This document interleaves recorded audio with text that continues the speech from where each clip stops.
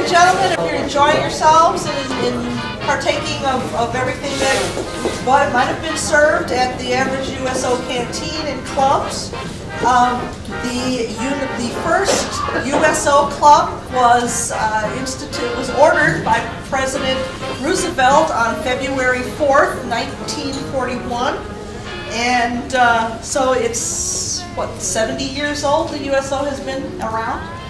And the USO clubs were specifically to keep service people happy and healthy and content so that they weren't hanging out in bars and other savory areas where their supervisors or commanding officers would rather not hang out.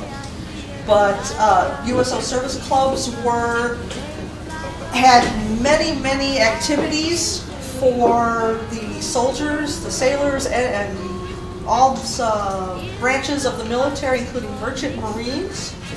They were in almost every city. Specifically, Chicago had more than 4 or 5 at any given time. Chicago was considered a good liberty town.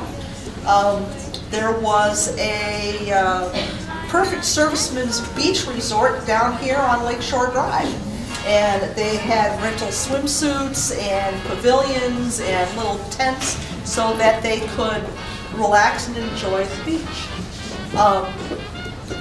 The buildings that the USO clubs were housed in were funded by the government, but they were overseen by various organizations, that being the Christian Charities, the Travelers Aid Society, the YMCAs, YWCAs, the Jewish welfare leagues, any charitable organization, Salvation Army.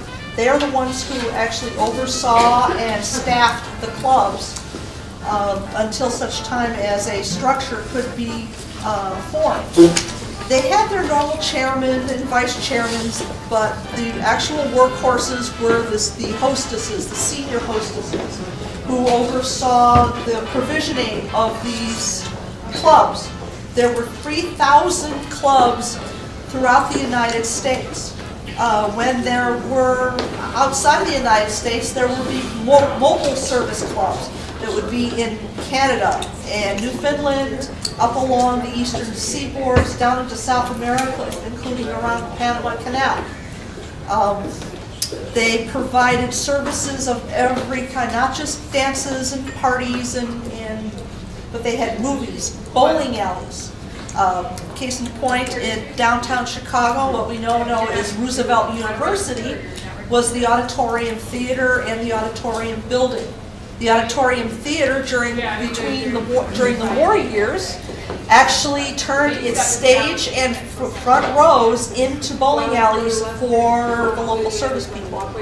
The Auditorium Building fed, housed, and entertained over 20 million servicemen and women during the war years.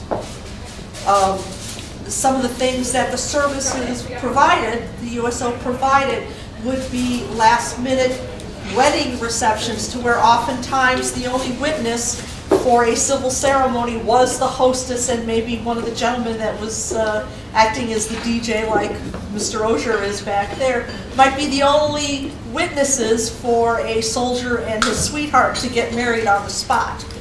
If a serviceman had an issue with his uniform so that he wouldn't go back to base with a missing button, sometimes they would go to great lengths to find that missing button or missing hat. They would help the soldiers that were from the more rural areas who had a minimum education write letters to home, or they would provide services for the talkie records, which were the recordings that a soldier could make on record and then send home. They would provide services for the wives of servicemen who had to work and had no one to watch their children. Depending on where the areas were, they provided all the entertainment and any services imaginable. The other parts of it were the local canteens that were at the train stations. The local canteens, because that were the canteens at the train stations, were the ones who serviced the soldiers that would be going home on furlough before they were shipped out. Perhaps their monthly allotment would be only $21, and with a train ticket, that left them very little money in which to eat on. And train food at that time was expensive.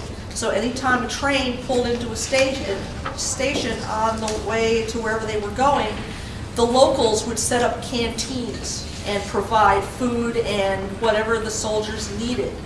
And what we have here demonstrates some of the, the foods that might have been served to the soldiers. We have chicory coffee. Chicory was often added to coffee to spread it out a little bit if the coffee rations were a little bit meager at times. The rationing system that was used at the time was done on the census level. Would be one ration book per person per family.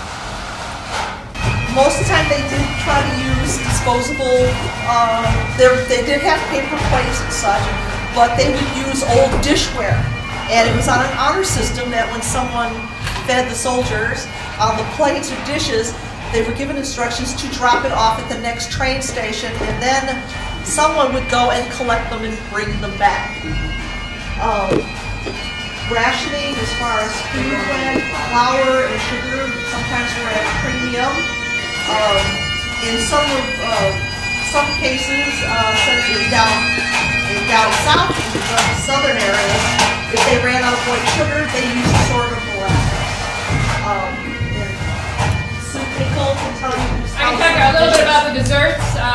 You know, sugar, sugar, eggs, butter were all rationed, so they were hard to come by. So making desserts was a little challenging. Pies were always popular because fresh fruits could be found if we were in an area where they were being grown. But we have several samples of cakes here that are done with minimal amounts of sugar, butter, or no butter at all, and eggs. They got very creative for finding substitutes, and since white sugar, refined sugar, was rationed, other sweetening sources were used. Honey, corn syrup started to come in then. Fruit like raisins or applesauce were used. Brown sugar, molasses were all used. So instead of eggs, we found other ways of leavening things. I've got a chocolate vinegar cake here. The leavening is actually vinegar and baking soda that you mix together and you throw it in the oven real quick so that leavening, that fizzing it does, will leaven the cake. There's a spice cake here that's sweetened with raisins and has no eggs in it.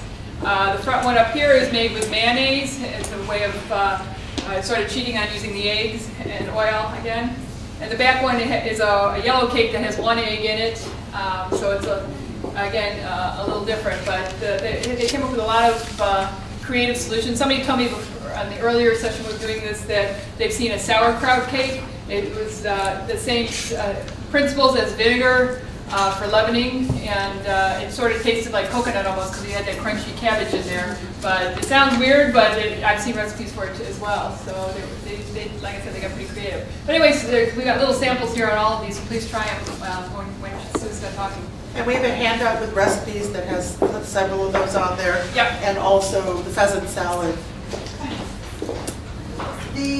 As far as the hostesses that did take care of the clubs, there were the senior hostesses. In order to be a senior hostess, you had to be at least 35 years of age, married, and a member of a charitable organization. And you oversaw, acted as chaperone for what was the dances and things. The junior hostesses were young ladies between the ages of 17 and 24. Every year you had to take a course on charm and etiquette. If you didn't know how to dance, occasionally you had to get taught how to dance. You were taught how to defuse any situation from an unruly young serviceman. You were expected to maintain decorum at all times. You were not allowed to refuse a dance with a soldier unless, of course, the soldier was behaving in an ungentlemanly behavior. There were men that were there just to help defuse the situation. If a fight broke out between a soldier who was unhappy that the sailor has just walked off with his favorite girl, the way the fights were broken up, they would suddenly start playing the national anthem, and all fights ceased. But junior hostesses are probably the most fondly remembered, and they were expected to maintain, be happy and sweet, and take care of the soldiers and service personnel as they needed to. One of the restrictions was that when you were dancing with the servicemen, you had to maintain a 1-foot distance, and the senior hostesses were there to make sure that happened and that nothing else transpired. You were not allowed to date any of the military personnel. If you were caught dating a soldier outside of the USO club, it was grounds for immediate dismissal. You had to be a young lady of good character. They were extremely selective on how they chose you, because they did not want young ladies of questionable reputation or young ladies who were in search of a husband. In the Chicago area, a number of the clubs, especially the ones along the beachfront, there were, as my mother tells it, because my mom did do a stint as a USO girl for about 2 weeks. And she said that usually during the daytimes, as she put it, the average girl took care of the soldiers at the clubs. However, the debutante daughters of the Chicago Daddy Warbucks, shall we call them, they were the one who entertained the soldiers of greater rank down at the downtown clubs. She said, as far as her opinion was, they were just looking for husbands who were higher up in the pecking order. But after that, does anybody have any questions regarding the USO clubs here in Chicago or anywhere else? I found these newspaper scraps in a pattern that belonged to my mom in 1944, and the newspaper is actually dated July 11th, 1944, and it's from a Chicago newspaper, and there's some information on this, on the Marines invading Guam, and what was playing at the local Chicago theaters, and some things on rationing, including, and also some of the political business that was going on at the time, such as who was going to be the running mates of Mr. Dewey and Mr. Truman, and a little bit of Hollywood news, and even a little bit of a blurby on Little Orphan Annie, the prices of shoes and nail polish at the time. And it's unbelievable that a man's shirt could be bought for $2.15 and a pair of ladies' shoes for $8.95. The equivalent today would probably be a lot more than it is back then. So.